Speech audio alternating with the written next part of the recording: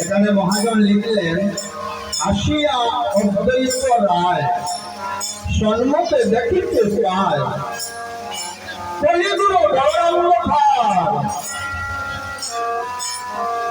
সেই অদ্বৈত প্রভু উনি কে, আর কলিযুগে এসেছেন কিভাবে? অদ্বৈত প্রভু হচ্ছেন পঞ্চতত্ত্ব সমন্বিত গৌরসুন্দর বিগ্রহ সর্বপ্রিয় নিত্যানন্দ শ্রী অদ্বৈত গদাধর শিবাসাদি গৌরভক্ত রয়েছে। সেই অদ্বৈত প্রভু হচ্ছেন দেবাদিদেব মহাদেব। কলিযুগে অদ্বৈত প্রভু হন বাংলাদেশে রাহুর কোনায়